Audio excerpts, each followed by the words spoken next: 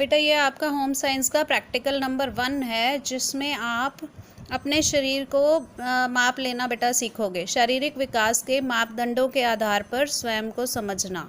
तो आपने अपने बॉडी के अलग अलग एरियाज़ का नाप लेना है, ठीक है। जो आपने अपने कूल्हे का माप मतलब कि आपने अपने हिप्स का माप लेना है, छाती मतलब आपने अपनी चेस्ट का, और कमर का, कमर जो हमारे चेस्ट और हिप्स के बीच का पोर्शन हो गया, जिसमें सबसे कम चौड़ाई है वो हमारी कमर है। इसके अलावा आपने अपनी एज बतानी है, उसमें अपनी लंबाई नापनी है, अपना वज़न नापना है, यानी कि आपका भार कितना है, और उसके अकॉर्डिंग जो आपकी डेवलपमेंट हो रही है बॉडी की, उस सारे एरिया को माप करके आपने देखना है कि नॉर्मल डेवलपमेंट है या नहीं है, जितना इस उम्र में सबकी होनी चाहिए उतनी है या नहीं है। तो इसी तरह से जैसे लड़के हैं और साथ में लड़कियों ने अपने जो पीरियड्स आते हैं वो कौन सी एज में आए वो भी उन्होंने लिखने हैं।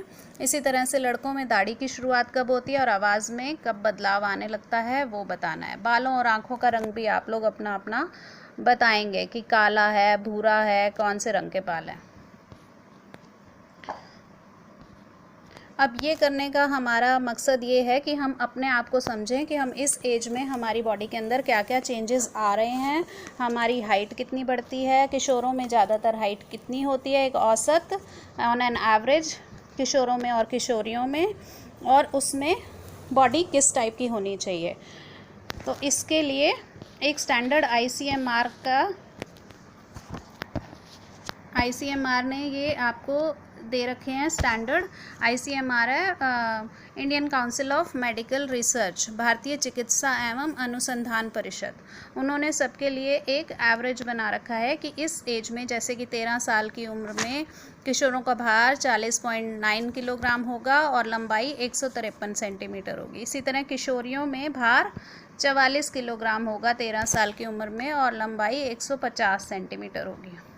तो अगर आपका भी जब आप नाप लेंगे तो इस 13 से 18 साल के बीच का इन्होंने सारा दिखा रखा है, कौन सी एज में कितना हाइट और कितना वेट होना चाहिए। अगर आपका भी उससे मैच करता है तो इसका मतलब आप एक नॉर्मल डेवलपमेंट हो रही है आपकी बॉडी में भी।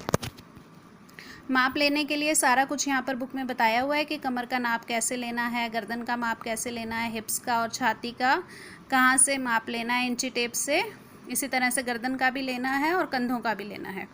फिर उसके बाद आपने ये जो नीचे सारणी दे रखी है शरीर के विभिन्न हिस्सों का माप एवं अन्य विवरण, इनमें आपने ये सारी इन्फॉर्मेशन भर देनी है। शारीरिक भार, बालों का रंग, रजोदर्शन यानी पीरियड्स की शुरुआत, छाती और वक्षस्थल का माप, लड़कों में दाढ़ी की शुरुआत और आवाज़ का बदलाव, ये किशोर करेंगे।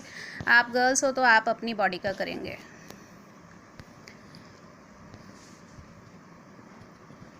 इसके बाद आप अपने आसपास के और गर्ल्स से भी उनका ये सारी इन्फॉर्मेशन पूछ करके अपना उससे अपनी तुलना कर सकते हैं कि औरों के डेवलपमेंट और आपकी डेवलपमेंट में कितना अंतर है और कितनी सिमिलैरिटी है। तो यही सारा कुछ करके आपने लास्ट में निष्कर्ष निकालना है। निष्कर्ष में देखो बेटा, इसमें अपने शारीरिक माप को भारतीय चिकित्सा अनुसंधान परिषद के द्वारा अनुमोदित आंकड़ों से मिलान करके स्वयं की शारीरिक वृद्धि और विकास के संदर्भ में निष्कर्ष निकालें। यानी कि आप लिखोगे कि एक औसत, यानी 17 साल में या 16 साल के अगर आप हो तो अगर एक औसत किशोरी का वज़न 53 किलो है तो आपका कितना है, और अगर आपका उससे कम है तो आप बताओगे कि आपको अभी आपका भार बढ़ाने की ज़रूरत है, और अगर आपका इससे ज़्यादा है तो इसका मतलब आपका औसत भार से ज़्यादा भार है। ये आप निष्कर्ष में लिखेंगे। स्वयं के शारीरिक विकास को अपने हम उम्र सहपाठियों के शारीरिक विकास के साथ मिलान करके निष्कर्ष निकालें। तो आप अपने आसपास जो आपकी सेम एज के बच्चे होंगे, लड़कियां होंगी, उनसे पूछ करके ये चीज़ आप निकाल सकते हो कि दोनों की तुलना करके सही है या नहीं है।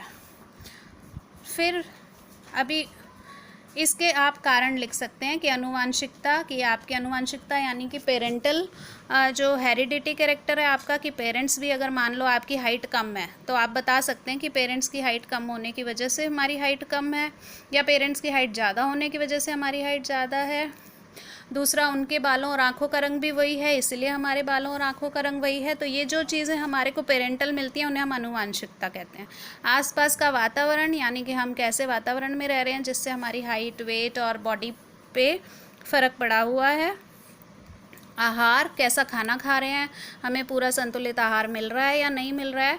और मौसम, कैसा मौसम है हमारे आसपास, हम ज़्यादा बीमार पड़ते हैं, सही रहते हैं, और कौन से मतलब एरिया में हम रह रहे हैं। हम जैसे अब हम यहाँ पर प्लेन्स में रहते हैं, कई लोग पहाड़ पे रहते हैं, जो पहाड़ी लोगों की हाइट कम होती है।